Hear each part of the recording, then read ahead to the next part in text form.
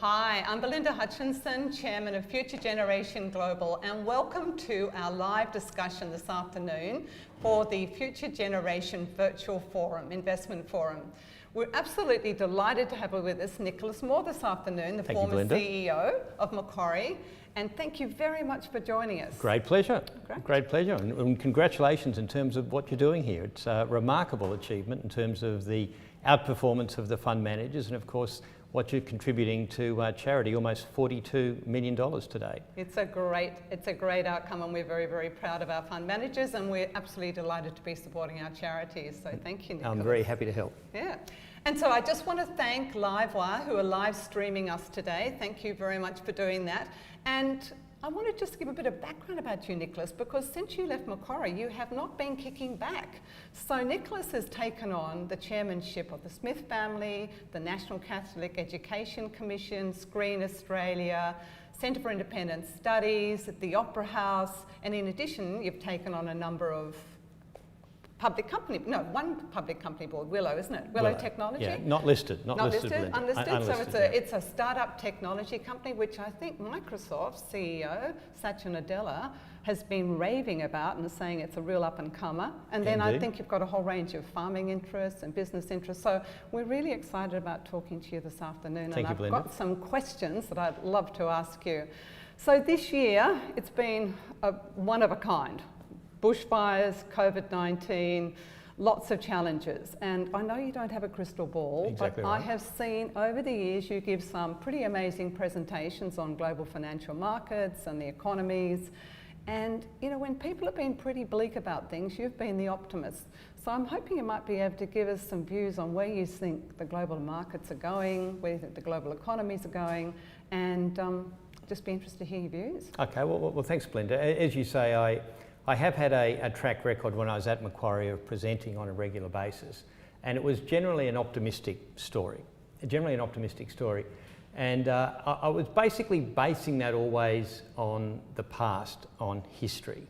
And I think it was James Buchanan, the famous economist, who said that when I think about the future, I'm a pessimist, and when I think about the past, I'm an optimist. And of course, I love always reflecting on the past. You can at least know what it is.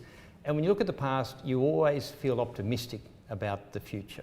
And by that, obviously, I'm referring to the fact that, you know, when the Industrial Revolution took place, 220 years ago, or however it was, since that time, there's just been a one-way story in terms of growth, in terms of innovation, in terms of people finding new and better ways to do things. And as a result of that, productivity increases, per capita income has increased. And so, as you know, you've seen me talk about this in presentations before.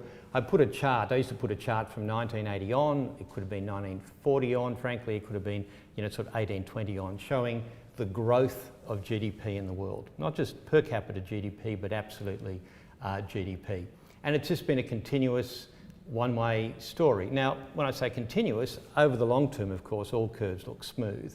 And if you look at various points in time, obviously there are negative points that actually are occurring on that curve. Obviously 1929, of course, the financial crisis in 2008 saw 2009 go backwards. And of course, we're in one of those unusual periods where we see growth around the world going backwards. Now, you do see growth going backwards in individual years. I think what history tells us is that long term, that not just nominal, but real GDP growth is pretty consistent. So when I gave those presentations to you and others, Belinda, over the last, the preceding 12 years, I would always, as you probably remember, make a forecast at the end of the presentation, and I'd say, this is where I think GDP, global GDP will be next year, in real global GDP, which will be about 3.5%. And the reason I was right for 10 years, because it was around about 3.5% for 10 years. So it wasn't a particularly bold assumption. Now this year, of course, I would have been totally wrong.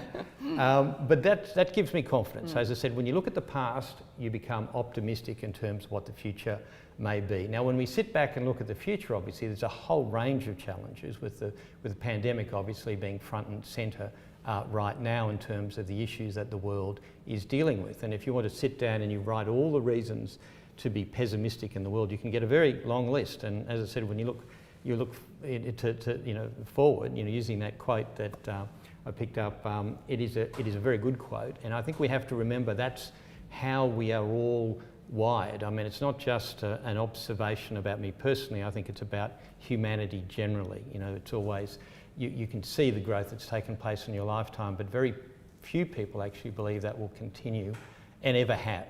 You know, Macaulay famously in the 19th century, the historian of the 19th century, came up with a quote along the lines that why is it that when we've experienced nothing in our lifetime, and I think this was like 1840, we've experienced nothing in our lifetime but growth and improvement in standard of living. We are nothing but pessimistic in terms of the future. So I think we have to recognise that this is part of the human condition, that we are sensibly wired to be cautious about the future. It obviously was a very effective mechanism for you know, our ancestors. We should observe that. We should be cautious about the future always. But generally speaking, we can look at the last 220 years and it might give us a bit more confidence. So I think that's the balance. Now, as I said, if you're looking at all the things that you know out there that are concerning, you would be very, you'd feel very, you know, very, very optimistic to be optimistic about the year to come. But you know, we perhaps should try to get a longer time frame. But you know, that said, obviously there is no shortage of challenges out there for individuals, obviously out there for communities, out there for nations. If you look at what's happening in Europe at the moment, in the United States, it is a litany of genuine concern and genuine worry. Yeah. And you obviously faced very unusual conditions and challenging conditions when you took over at Macquarie as CEO, with the global financial crisis having just struck and there being, you know, the turmoil in the financial markets, which you led the company through extremely well. So what do you see as any similarities or differences between where we are today and how we might apply those to the post-pandemic economic recovery plans? Well, I mean, time is always different. Yeah. You know, ignoring everything I just said. I mean, it's always new, and we don't know what the future will be. As you say, there is no crystal ball telling us where to go. Important issue, of course, for everybody and for every corporation and every community and every investor is thinking about what the worst case situation is. And there is no point long term for the world to go on and grow if you're not part of that economically or any other way going forward. So it's always essential to prepare for, you know, a reasonable worst case situation. And that was a philosophy, a way of management at Macquarie that I stepped into. It had been there for you know long before me. So the organisation would always focus on what was the worst case scenario, actually run those scenarios out and make sure that we could not just survive them, but could survive them comfortably. And so when, as you say, I took over at that time, but the organisation had been well prepared for difficult circumstances. I think that's important for all investors to actually think, oh, well, you know, long term it might be okay, but short term there can be a lot of pain that can be experienced.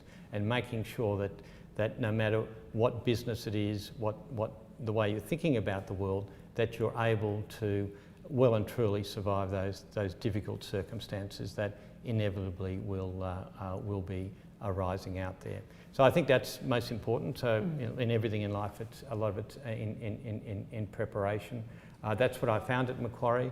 Hopefully, you know, I'm not at Macquarie anymore, of course, you know, but I'm sure they're still continuing to be very careful around the world. I think the financial system coming out of 2008, it was so traumatic for the world and so much suffering coming out of that for the world.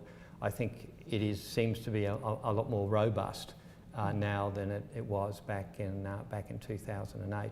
But it will be tested and will be consistently tested, and that's why I think, you know, rightly our communities, our regulators are very focused in terms of ensuring that these worst case situations, they're working through them, organisations understand them and that they're able to actually endure them. Yeah, no, it's obviously about risk management and actually in some ways the global financial crisis has meant we're now much better prepared to deal with the circumstances we face today, I think.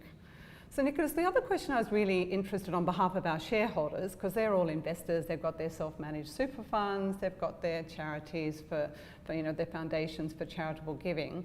And I'm sure they're really interested in your approach to investment and how you go about it and what would be the things that you're looking at the moment. Yeah, well, I think number one, you'd say always you need professional assistance, needless to say. Investment is a We're not asking for stock picks, I promise. No, exactly. Well, investment is a serious business, and as we know, it all depends very much on an individual's risk tolerance, an individual's time frame, as we're talking about. There can be a lot of pain in the short to medium term, so time frame's very important from an investment viewpoint.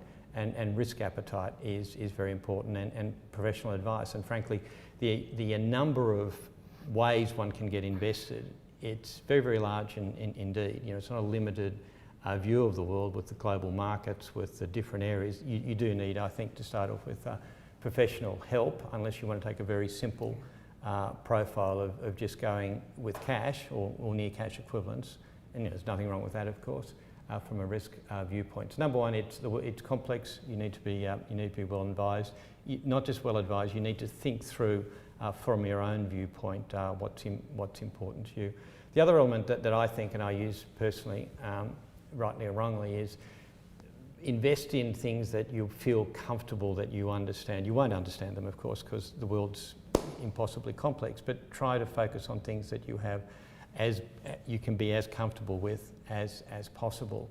And so for me, obviously, with my legacy, investments coming out of my time at Macquarie, my time with infrastructure style of investments, you can guess where my natural bias would be in terms of those sorts of categories. As well as that, as you mentioned, technology obviously is a fascinating investment area, obviously a different risk profile. And as everything, it's not just a question of getting good advice. One of the truisms of the advice, of course, would make sure you have a balanced portfolio, make sure that regardless of the different outcomes of the world, don't assume you know what will happen. It is very, very uncertain out there, so make sure you have balance in the portfolio, make sure you have professional advice, make sure, as I said before from the starting point, that you understand what the downside could be and that you are happy and comfortable with that downside position. Well, I think that's great advice, and I think that's why we think Future Generation Global Investments and Future Generation Investments giving you access to a range of domestic and global fund managers actually is a really good opportunity for retail investors to actually spread the risk and diversify. So that's why we're really keen on it as an investment opportunity. But Nicholas, the other question I wanted to sort of move on to was that we talked a bit about Willow, the startup technology company you're involved with, and you think about COVID-19 and what an extraordinary time it has been in terms of digital technology and people working from home and online transactions and how that's really accelerated. And from your background as chair of Willow, how do you sort of see that further accelerating and the impact on both the business community and consumers? Well, like everybody, I'm seeing it and trying to assess what it means. Plainly, the opportunity not just for Willow, but for all technology companies, with the increasing amount of sensors that will be embedded in our normal life. If you sit in a room like this, you can sort of count the sensors in the room, whether it's on the fire system, on the air conditioning system, on the lighting system. There'll be more systems obviously coming out of COVID in terms of physical occupancy, in terms of cleaning, in terms of a whole range of different things. Given the falling cost of technology, we'll see a lot more sensors on everything. And then the question is, what do we do with all that information? How do we actually make sense of that information?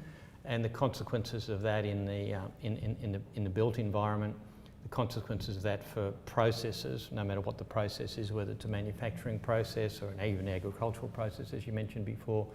We can imagine all sorts of things, but it comes back to how are we going to process that incredible amount of data we have and make intelligent decisions. So we've got a long way to go, I suspect.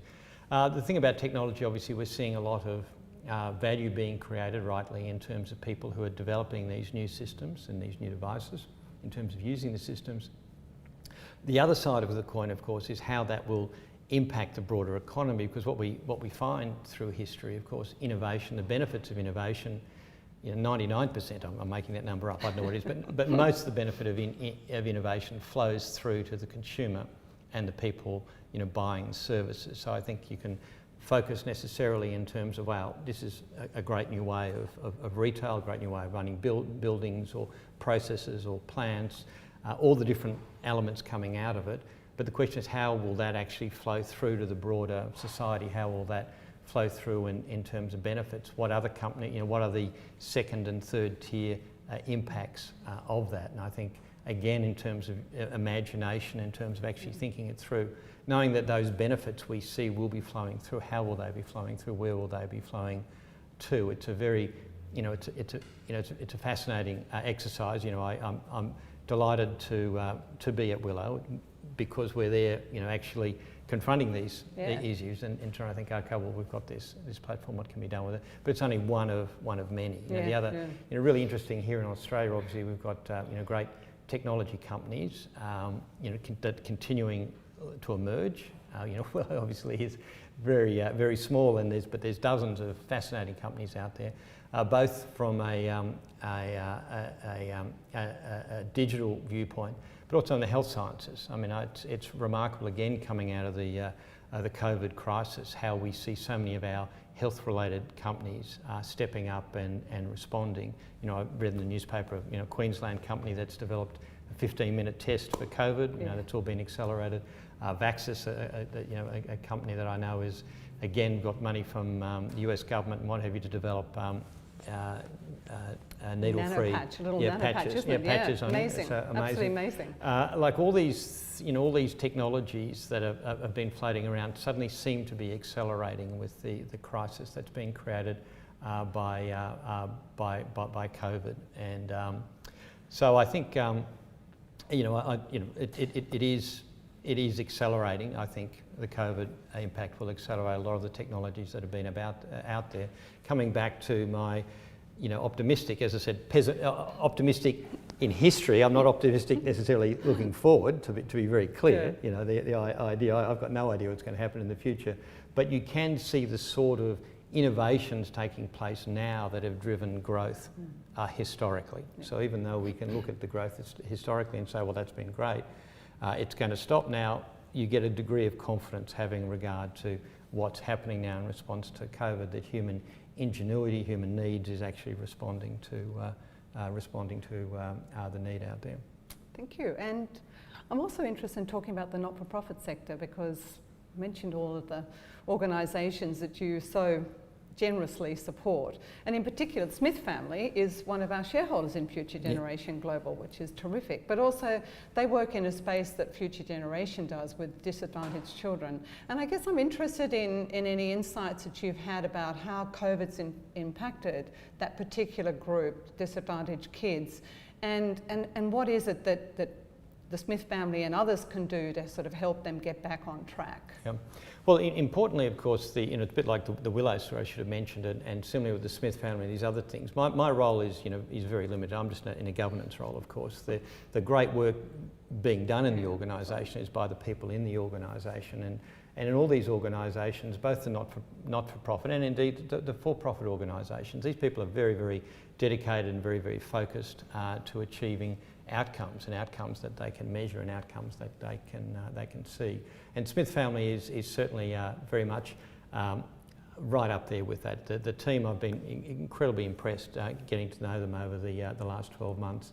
Very much outcome focused in terms of saying, well, what is this program making a difference? And historically, where programs don't make it, where they can't be seen it's making a difference, they stop doing it. So they're very focused on this program is making a difference, therefore we'll put more resources in it, more work in it. And as you say, Belinda, big focused on education with disadvantaged kids. Learning for Life, there's 57,000, I think you're a sponsor of that, Belinda. Yeah, we are indeed. 57,000 kids who are being supported with the idea of helping them ensure that they not just attend school, but also they get help in areas such as reading and numeracy and these key learning elements, on seeing that this is a way of moving them from disadvantage. So a lot of work, a lot of dedicated people, volunteers, as well as paid staff at the Smith family are working on that. And as you mentioned, if the focus is on education, And this is not just for Smith family kids, for all kids, you know, across the community. Obviously, COVID has been very disruptive here in Australia, even more so overseas when you look at what's been happening there. And I heard an educator just today actually say the impact of COVID for them has been, for a lot of the kids, they've just lost a year's education.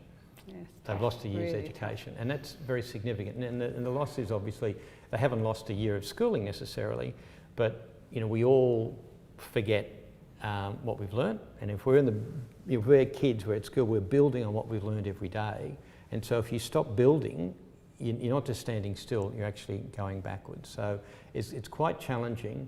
And obviously, when the scope moves from the school to home education, coming back to your point about digital disruption, remarkable the way education systems around Australia, both in the Catholic, independent and the government system, have responded in terms of providing solutions for teachers to assist children at home, and this has happened internationally as well. And for many students, that's been successful. It's been very demanding on the teachers because, you know, they've got to do two jobs essentially. So it's been very demanding on the teachers and on the principals, very demanding on the principals, on the parents as well. Yeah. The challenge is, of course, some families can't provide that same level of support that others can, both in terms of digital inclusion. You know, some people have lots of computers or iPads and what have you around the house. Some people don't. Some people, parents are very familiar in terms of how to use it and how to assist the children. Some parents aren't, and so the divide we have in our community between children who are well supported and children who need support at times like this obviously is getting wider rather than closing.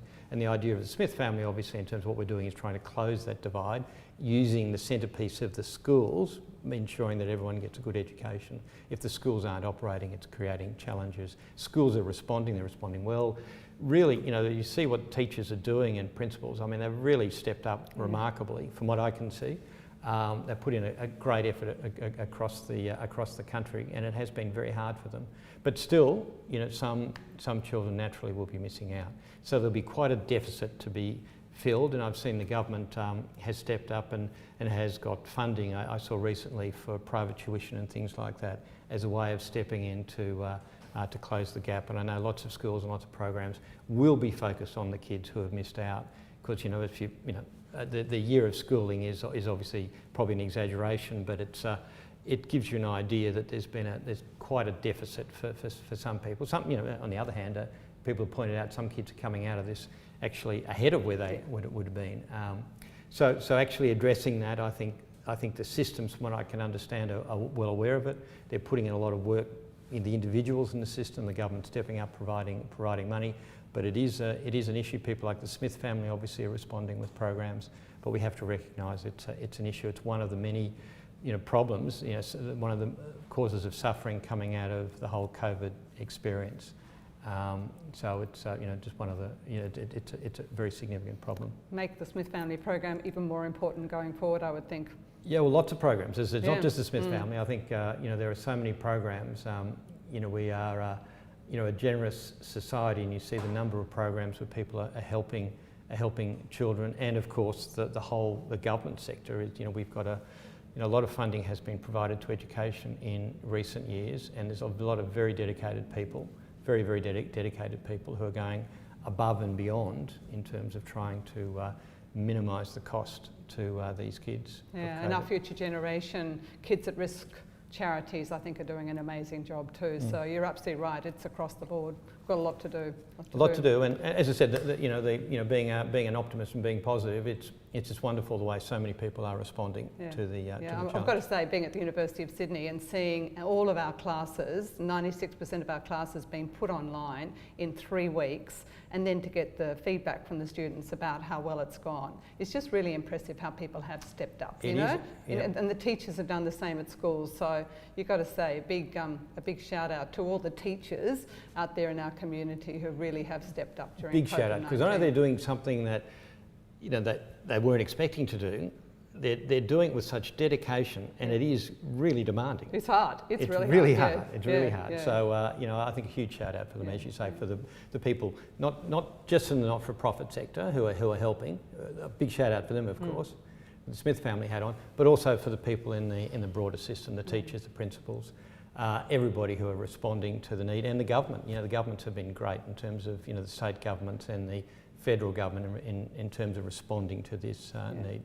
And I have one final question, and that is about the Opera House, because lots of our investors are very keen to know when they can get back to the opera, to the theatre, to the ballet, to the symphony. So when do you think we might be able to get back in? Well, the good news, I think it's all happening. So you probably saw the Western Forecourt, those things like the Opera Bar and what have you have reopened. The state government's come out and said 50%. In terms of their density, and as a result of that, I think we're seeing on the 28th or 29th of this month, Bennelong will be opening. And at Bennelong, what the Opera House has done, Louise and the team down there, they've got the Sydney Symphony Orchestra working with Bennelong, so it's a meal as well as music, which is a nice way of starting it. As well as that, to Joan Sutherland Theatre, I think we've got there's a jazz performance happening, I think on the 1st of November for Don Burrows Memorial. And then there's a whole range of other events happening through November. And I think the hope is, I don't think it's been confirmed yet, the hope is companies such as the Australian Opera will be starting again in January, that's the hope. But it's not sure yet. Yeah. So there's a whole range of events starting in November, as I said, 50%. Now there'll be a whole range of safety precautions, of course, at the Opera House, as we know everywhere. People will be being checked in. There'll be sanitisers. There'll be 50% only occupancy in terms of the place. Face masks, of course, will be preferable. So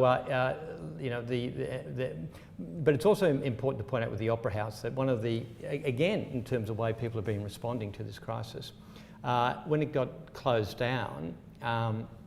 The team, Louise and the team, were very focused on, well, how can we use what we have here, and particularly with the iconic status of the Opera House. So they started a program, From Our House to Yours, and I think there's been 6 million views digitally, where performances have been effectively televised or digitalised from the Opera House to the broader community. So even though the Opera House was closed, it's still very busy, by the way, down there with the renovations taking place to the concert hall. Remarkable. If you go down there, it's remarkable. All the whole concert hall is filled effectively with scaffolding at the moment. All the seats have been stripped out. The stage is gone. It's all being redone. And obviously having this period of time has not hurt the progress in terms of having that all happen. So the Opera House has been very, very active, not just in terms of the rebuilding, but as well as that, this really great way of having From My House to Yours, as well as that Louise and the team have had a program commissioning new work, and so I think we've raised over $1 million to be actually commissioning new work, given so many of the artists, of course, weren't eligible for various programs, so actually going out there and commissioning artists to produce work to be broadcast from the Opera House. So they've been very busy, they've been responsive, coming up with new ideas, and again, in terms of the money that came in, it was people stepping up and being generous and donating. So again, a sort of a positive view in terms of how people are responding to the crisis, not just from an organisational viewpoint in terms of the Opera House saying we're just not going to sit on our hands, we're going to get things done and we're going to digitalise and broadcast, but again, people responding generously in terms of the crisis. And again, coming back to the Smith family, we were expecting revenue donations, and I think everyone did. I think JB Weir put out a report for charity saying expect your revenue to be down at least 10%. I'm probably wrong with that number, but expect revenue to be down for 30 June. And from a Smith family viewpoint, people knew the problem out there and they responded. Corporates responded, individuals responded, and so rather than the fundraising falling at the end of the year as we thought it would, it actually stepped up. So people are responding generously from what I can see, and they're thoughtful and they're using technology, and they're very good. So coming back to my positive statement in terms of looking at the past, optimistically and pessimistically about the future. Perhaps we shouldn't be so pessimistic about the future. We should be nervous about the future, but we should see, some of the good things that have come out of a terrible situation for many people. many people across the country, many disadvantaged people, you know, kids as we were talking about before. So it's been a very challenging time for many people, but there are a few glimmers of of positive lessons and positive stories out there. We are looking forward to a new year with the opening of your new concert hall at the Opera House. And Nicholas, the People's Opera House. The People's Opera House. And so thank you so much, Nicholas. That's been absolutely fantastic. Really enjoyed talking to you this afternoon. And this is the opening of our Future Generation Virtual Investment Forum. And so our interview is going to be going online. So to our investors and supporters, thank you so much for joining us this afternoon. In addition to this interview, we also have the investment forum with Jeff Wilson from Wilson Asset Management, Ben Griffith from Eli Griffith, and Jacob Mitchell from Antipodes, who will be in conversation with James Thompson from the AFR, and that's going up live on the website now. So thank you again for joining us. It's been absolutely terrific to have you with us. I should just make the important point at the end, Belinda, that when I talk about being looking at the past and being optimistic, no guarantee for the future, of course. Past performance, no guarantee. We always know that one. No guarantee I've heard for that the future. before. So as I said, it's an observation about global GDP. Obviously, I've got no better idea than anybody else. No crystal ball. And certainly, I wouldn't be forecasting GDP in the years, certainly in the years to come. Well, we hope it's going to be a turnaround from this year. So thanks again, Nicholas. It's been terrific to have you. Okay. Thanks a lot. Thanks, Belinda.